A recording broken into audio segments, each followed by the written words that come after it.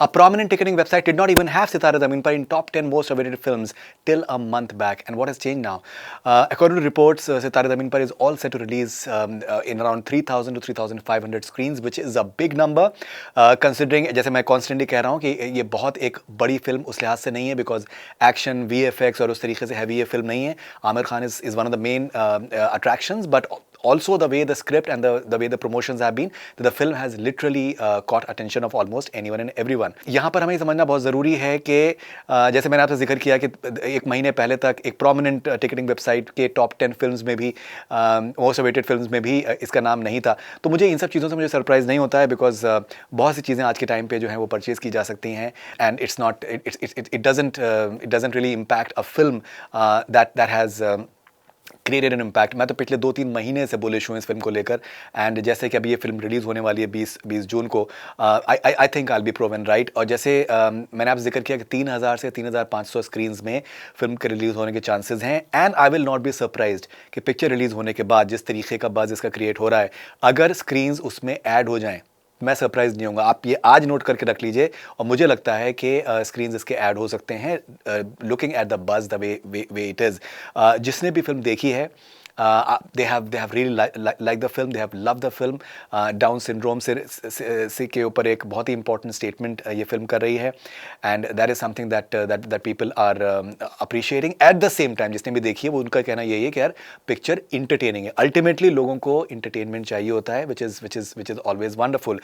One of the reasons why the theatre chains they are supporting this film is, उसका reason ये भी है कि जो आमिर का एक स्टैंड है about OTT फॉर एग्जाम्पल, कि वो फिल्म को OTT पर रिलीज़ नहीं करेंगे. It's a theatrical release. YouTube पे रिलीज़ होने के चांसेस हैं, लेकिन वो कब रिलीज़ होगी उसके बारे में कोई क्लैरिटी नहीं है. आज के टाइम पे क्या होता है कि जब फिल्म रिलीज़ होती है तो इसके साथ में जो है वो उसका एक लोगो लगा होता है कि इस OTT प्लेटफॉर्म पे कुछ टाइम के बाद में आने वाली है. And people, a lot of people, they don't watch the film in theatres because of the fact that they can watch it for free in on an OTT platform very soon. So इस वजह से भी theatres support कर रहे हैं. जैसे हमने देखा था कि भूल चूक माफ in the recent times, suddenly एक खबर ये आती है कि that it's going to be releasing on OTT because of certain reasons, and the cinema hall chains they actually went to court, and it finally had to release in cinema halls.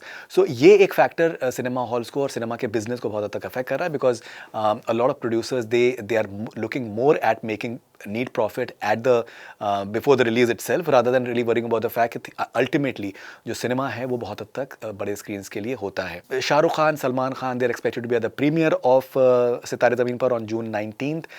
That's going to be a big bonanza event, and once again I'm not surprised, because Amir has been at the forefront as far as being there with his friends. जैसे अभी Sikandar release हुई थी, जिस तरीके से उन्होंने एक interview किया सलमान के साथ में, एंड मुर्गदौस एंड सलीम साहब के साथ में, he has always been saying wonderful things as far as Shahrukh is concerned. All the three Khans as of today, they are very very thick and very good friends as well, and that will be a sight to watch, to just see all of them at the premiere of सितारे ज़मीन पर.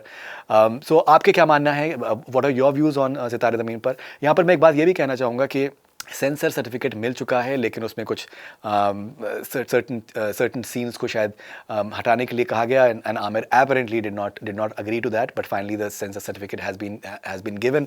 ये थोड़ा सा मुझे ताज्जुब होता है कि एक अच्छे कॉज के ऊपर एक फिल्म बन रही है और उसमें इस तरीके की रुकावटें एट टाइम्स आ जाती हैं, और जबकि हम देखते हैं कि खासी ऑब्जेक्शनेबल फिल्म्स, हिस्टोरिकल इनएक्यूरेसीज हैं, हाइपर वेंटिलेटिंग हैं, बहुत ज़्यादा इमोशंस को राइल अप करने की कोशिश करती हैं, लेकिन वो बहुत ही आसानी से पास हो जाती हैं, प्रमोट की जाती हैं.